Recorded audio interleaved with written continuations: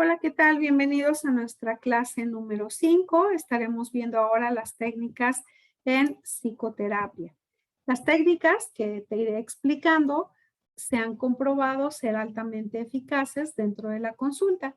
Cada una tiene como objetivo lograr que el paciente logre el insight.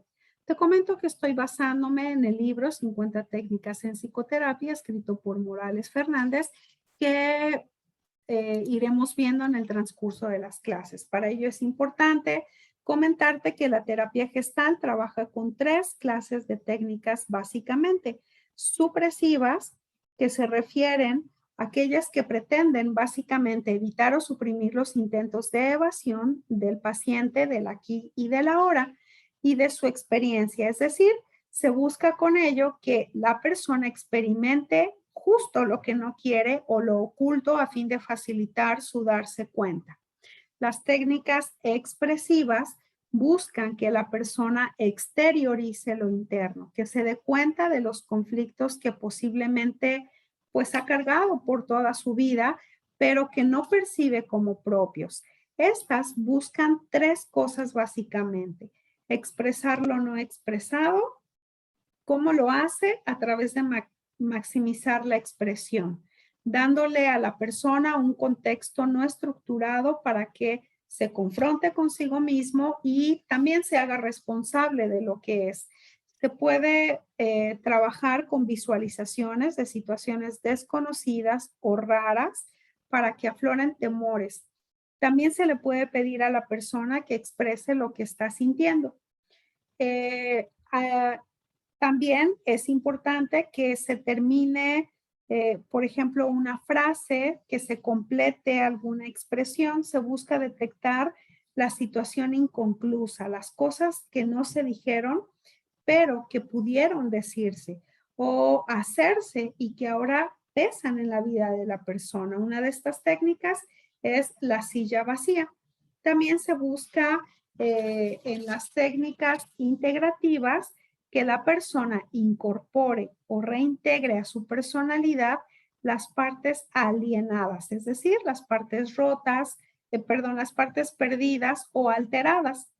Las técnicas supresivas o expresivas de algún modo también son integrativas, pero en estas se hace mayor énfasis a la incorporación de la experiencia.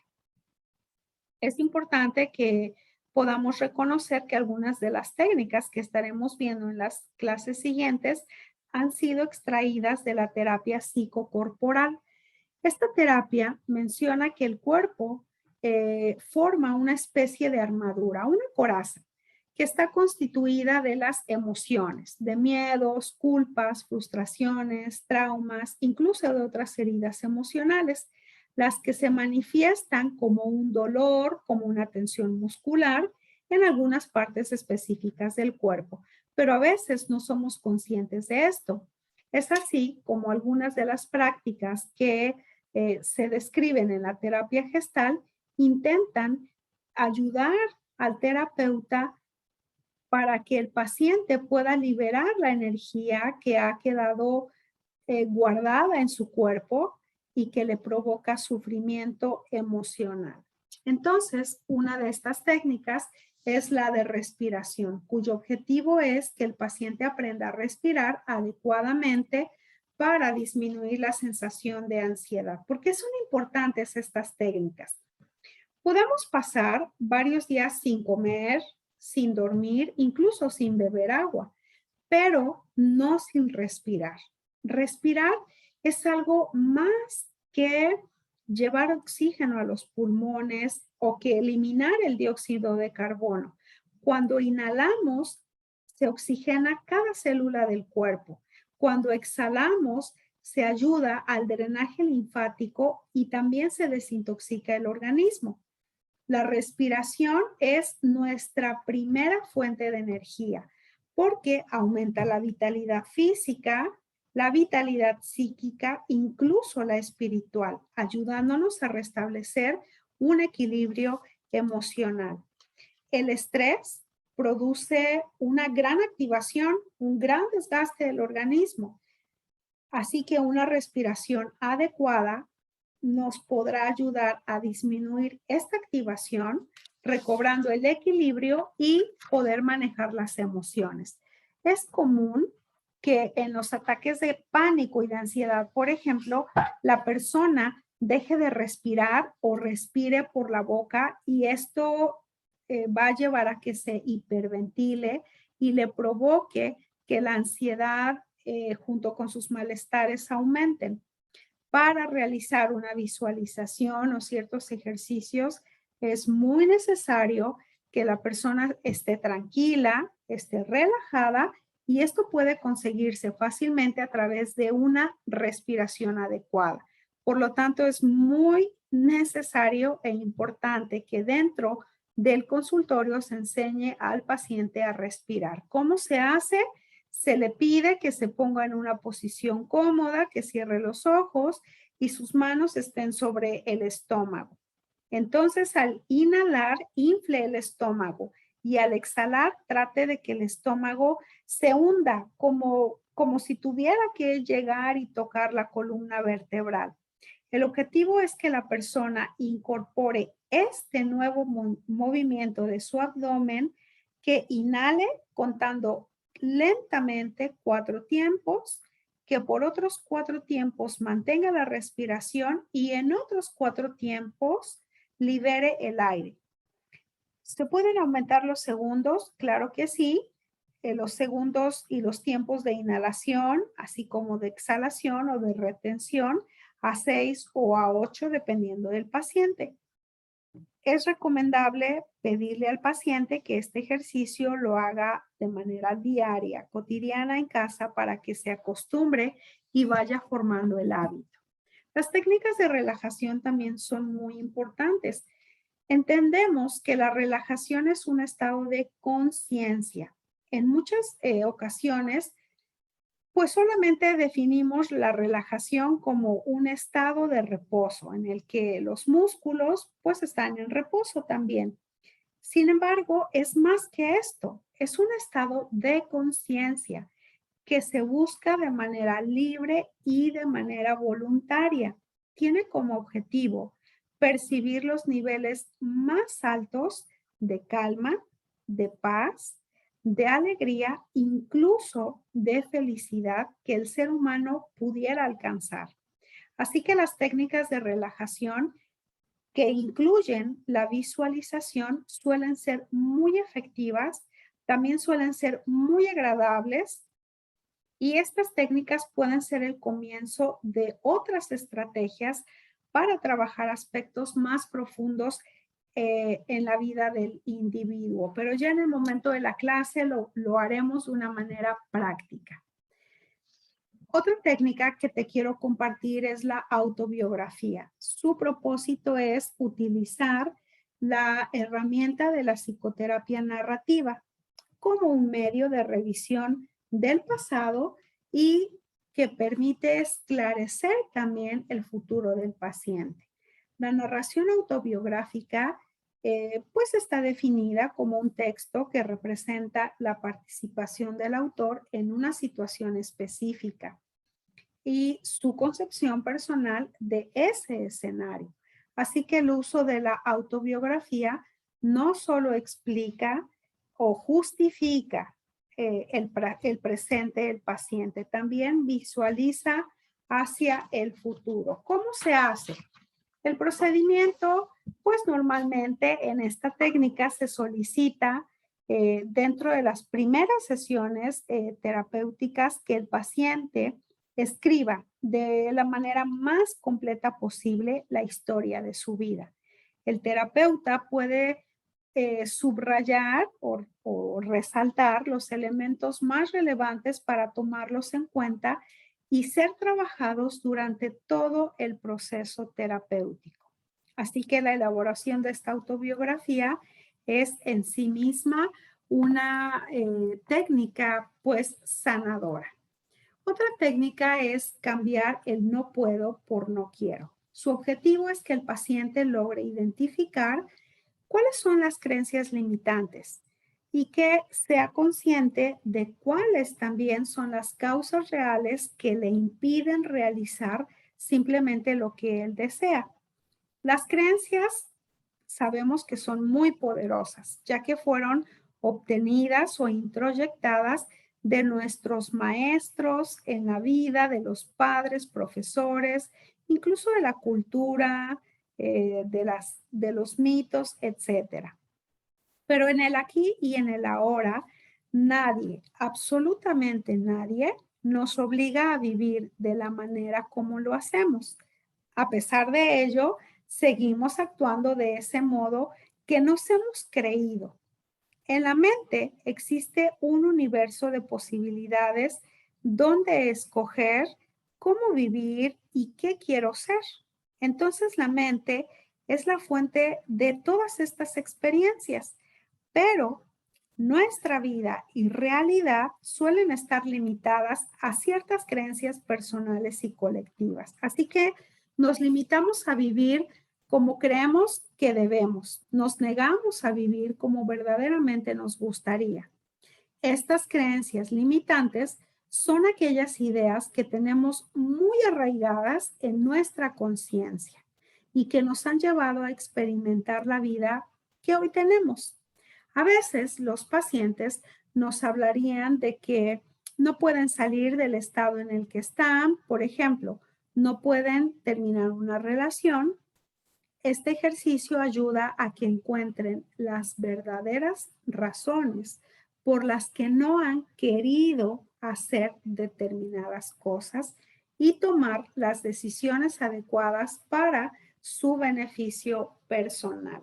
El procedimiento y la técnica bien aplicada la veremos en el espacio de la clase. Otra de estas técnicas es la narrativa.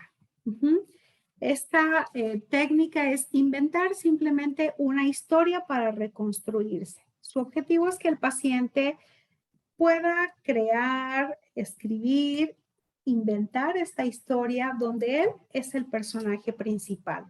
Entonces va encaminada a la resolución de un problema específico. El paciente puede guiar sus acciones presentes, canalizar las situaciones conflictivas para poder integrarlas y darles una mejor solución. Entonces se le pide que elabore un cuento donde, como a él le gusta, como le gustaría que fuera su futuro, como desearía reconstruirse, haciendo hincapié en aquellos aspectos que quiere o que tiene que modificar al día de hoy para poder alcanzar ese final, ese desenlace o esos capítulos de la historia que está escribiendo. Otra de las técnicas es el llamado del experto y una más el llamado del amigo. Te explico. La del llamado del experto tiene como objetivo que el paciente utilice la proyección como una forma para encontrar las causas de la situación. Aquí hablamos de una proyección como un mecanismo de la Gestalt, de acuerdo al ciclo de la experiencia. Entonces, se da entre la sensación y la formación de figura. Consiste en transferir lo que la persona piense o siente hacia otra persona y que por diversas razones, diversos motivos, principalmente por la introyección, se reprime y no se puede aceptar que esté en uno mismo. Así que el proyector es una persona que no puede aceptar sus propios sentimientos y los está adjudicando a otro. Para resolver esta disyuntiva, este problema, la persona no reconoce su participación y la imputa a cualquier otro, menos a sí mismo. En cambio, posee una muy aguda conciencia de las características que él niega como suyas, atribuyéndola a los demás.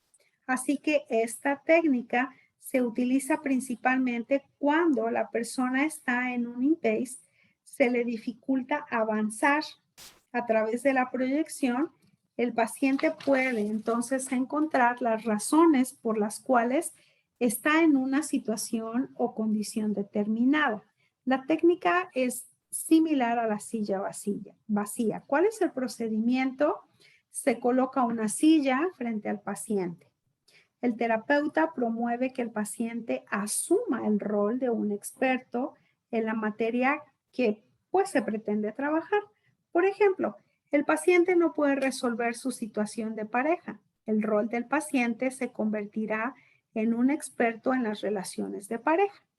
El terapeuta hablará con el paciente sobre el caso, simulando la entrevista al experto. Esto es similar cuando se está en un análisis de casos. Se hacen preguntas como, por ejemplo, ¿qué sugieres hacer con él? ¿Cómo ves la situación del paciente? ¿En dónde crees que esté atorado? Si tú estuvieras en el caso, ¿qué trabajarías? ¿Qué situaciones crees que le están limitando? ¿Mm? El paciente sentirá pues menos amenaza ante las preguntas, brindando un acercamiento profundo a la situación. Por último, simulamos despedir al experto, le pedimos al paciente que regrese a la silla contraria en su rol de paciente y trabajamos en su darse cuenta a través de reflejos o confrontaciones utilizando sus respuestas.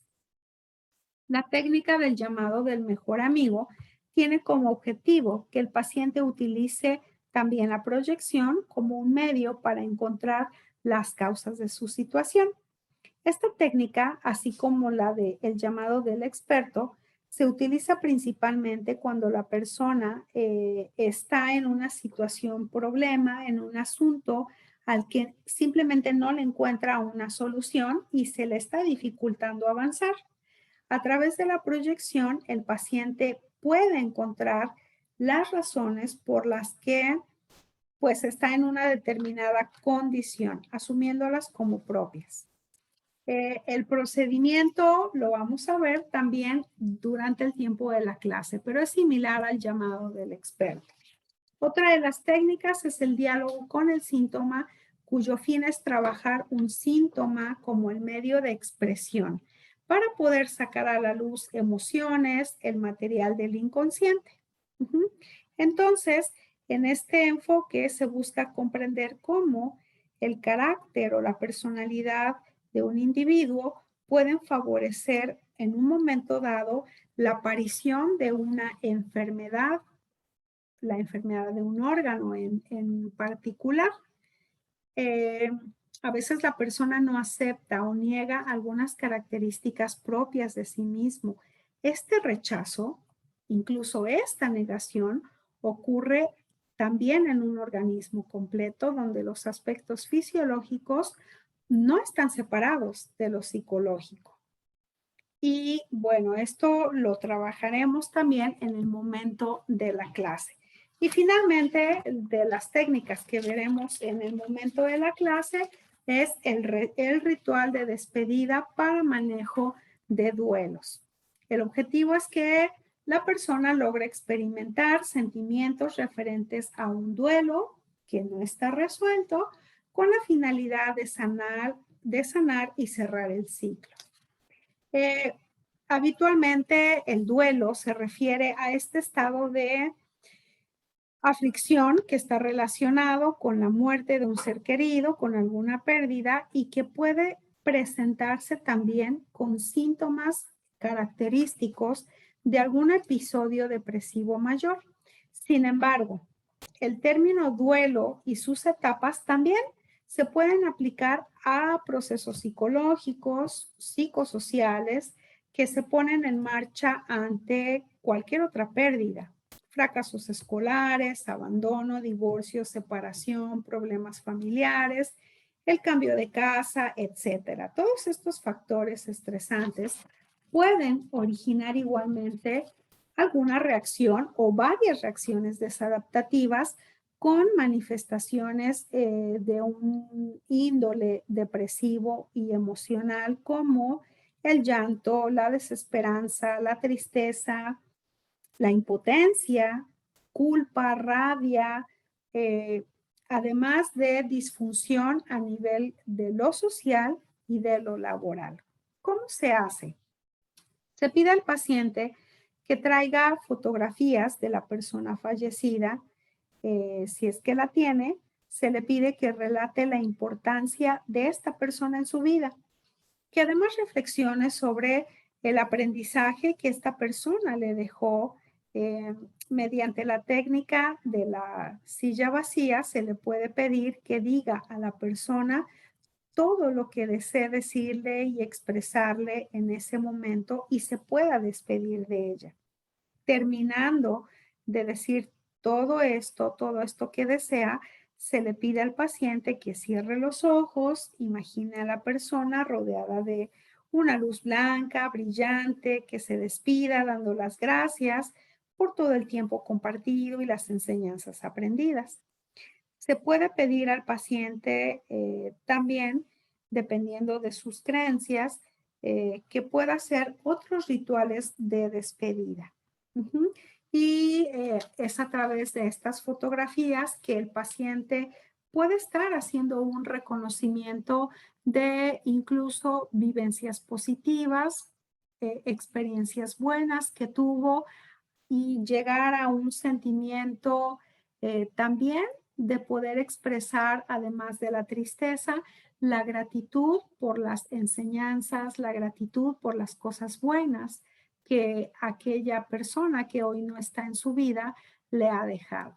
Y como otra variante para cerrar esa sesión o ese ritual de despedida, también se le puede preguntar al paciente qué hará a partir de ese momento para honrarlo. ¿Cómo puede honrar a aquella persona que ya no está, que ha fallecido?